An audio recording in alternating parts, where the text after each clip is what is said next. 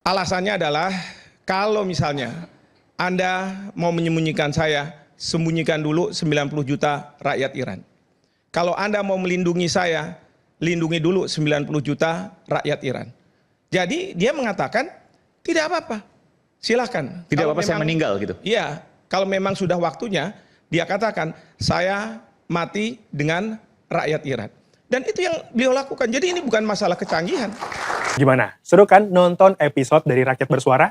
Sebelum kita lanjut, jangan lupa like, komen, dan subscribe official YouTube dari Okezone. Kalau udah, sekarang kita lanjut yuk nonton Rakyat Bersuara. Apa yang terjadi saat ini dan bagaimana prediksi ke depan? Jadi yang terjadi pada saat ini adalah sebenarnya Amerika Serikat menekan agar Iran tidak memiliki senjata nuklir.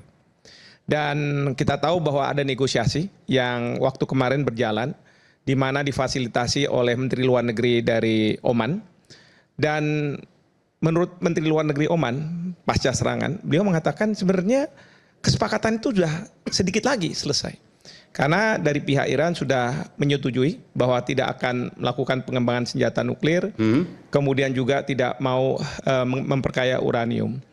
Nah, tapi tiba-tiba diserang. Nah, pertanyaannya... Tiba-tiba diserang? Tiba-tiba diserang. Yang kita tahu awal waktu itu kan Israel duluan. Betul. Sebelum ada Amerika. Nah, jadi sepertinya ada komunikasi antara Trump dengan Netanyahu. Intinya adalah Netanyahu mendesak agar Trump melakukan serangan sekarang. Alasannya perlunya adanya regime change. Perubahan pemerintahan. Perubahan rezim, oke. Perubahan rezim. Sementara kalau Trump mengatakan kita nggak butuh regime change itu.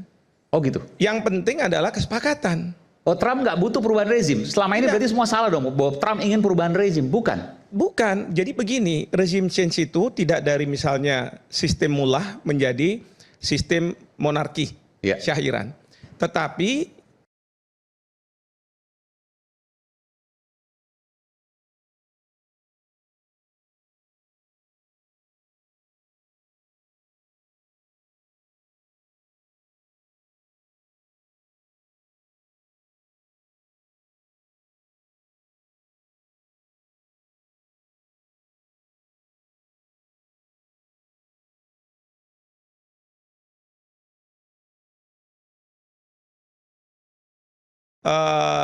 bahkan juga beberapa menteri itu mengatakan bahwa kita nggak butuh adanya perubahan rezim. Yang kita butuh adalah kesepakatan nuklir. Lalu apa yang terjadi dengan Israel? Katakanlah mengajak, boleh saya katakan menghasut? Ya, ini makanya di Amerika itu sekarang istilahnya bukan America first, tapi Israel first. Karena apa? Terhasut tadi itu ya. Karena Anda setuju dengan kata itu ya? Ya itu kenyataannya seperti itu. Karena apa? Karena yang dibutuhkan oleh Netanyahu adalah perubahan rezim. Kenapa perubahan rezim? Karena kalau misalnya ada kesepakatan lagi, apa yang menjadikan tidak mungkin bagi Iran, katakanlah, membelokkan perjanjian itu. Karena pada waktu dulu kan pernah dengan Obama dan negara-negara P5-nya Dewan Keamanan PBB, mereka sepakat untuk Iran tidak mengembangkan nuklir. Tapi sekarang ada dugaan-dugaan ke arah sana. Satu itu. Dan yang kedua, dari pihak Netanyahu mengatakan bahwa Reza Pahlavi yang tadi sudah dimunculkan, itu menjanjikan 3 hal. Kalau saya menjadi pemimpin, maka 3 hal yang akan saya berikan. 1, kita perbaiki hubungan dengan Amerika dan Israel.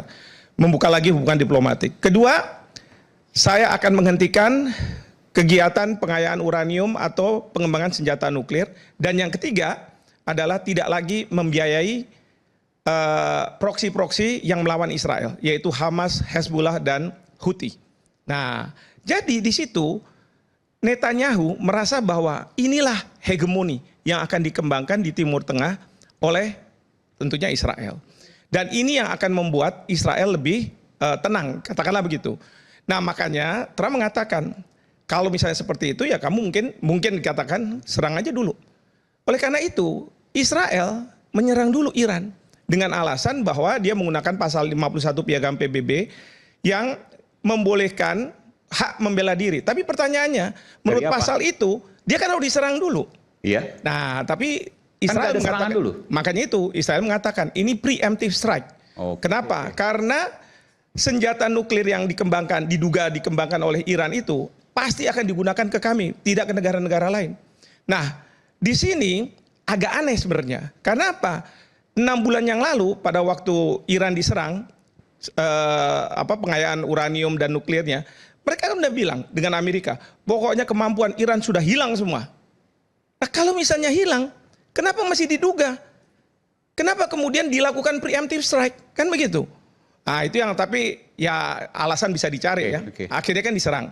Nah, ketika diserang, kemudian Iran menyerang lagi kan. Nah, Iran menyerang, nah pada saat itu ada memang perjanjian keamanan antara Israel dengan Amerika Serikat. Yang intinya serangan terhadap Israel berarti serangan terhadap Amerika Serikat. Saya mau bertanya soal ini sebenarnya. Amerika luar biasa ya. Ketika Venezuela, presidennya malam-malam tiba-tiba weekend diambil, mission accomplished, selesai. Iran pun demikian. Nggak lama ternyata pemimpin tertinggi Iran, Ayatollah Ali Khamenei, meninggal. Kalau saya mendengar Siapa yang kemudian berada di belakang ini? Kalau saya mendengar kabar, sebenarnya Ali Khamenei mengatakan bahwa saya tidak mau pindah dari kantor saya, tempat saya berada. Dan itu jangankan mungkin intelijen dan lain sebagainya. Mungkin di Iran pun tahu dia akan berkantor di mana, rumahnya ada di mana. Alasannya adalah kalau misalnya Anda mau menyembunyikan saya, sembunyikan dulu 90 juta rakyat Iran. Kalau Anda mau melindungi saya, lindungi dulu 90 juta rakyat Iran. Jadi dia mengatakan tidak apa-apa, silahkan. Tidak apa-apa saya meninggal gitu? Iya, kalau memang sudah waktunya, dia katakan saya mati dengan rakyat Iran. Dan itu yang beliau lakukan. Jadi ini bukan masalah kecanggihan.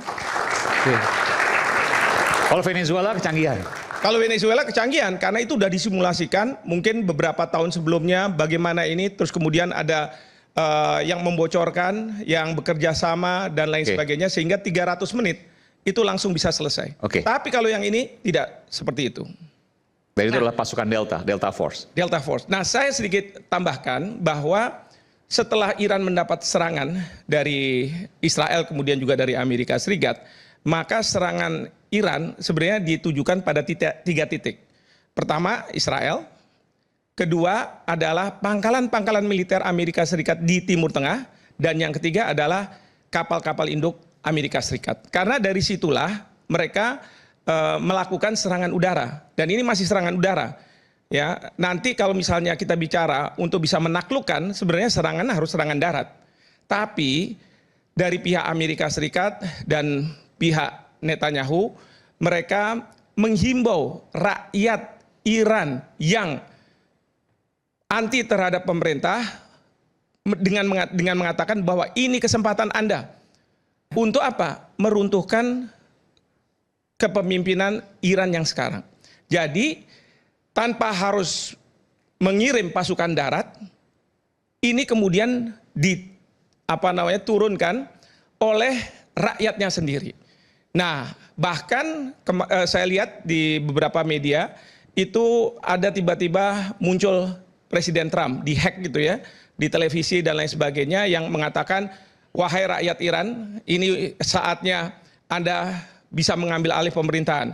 Tidak ada Presiden Amerika Serikat yang berani melakukan ini kecuali saya. Kira-kira seperti itu, didorong. Demikian juga Netanyahu dalam sambutan-sambutannya selalu mengatakan seperti itu. Nah, yang juga saya dengar kabar bahwa garda revolusi Iran itu mungkin smartphone dan lain sebagainya itu dihack, diminta untuk mereka melakukan insubordinasi. Waktunya untuk mereka mengambil alih kekuasaan, menurunkan yang sekarang ini ada. Jadi tentara-tentara di sana diminta untuk melakukan kudeta, kurang lebih. Kudeta, kira-kira seperti itu. Jadi serangan udara dilakukan, serangan darat dilakukan oleh rakyat Iran yang anti terhadap pemimpin dan kemudian dalamnya dibusukkan. Dalamnya dibusukkan.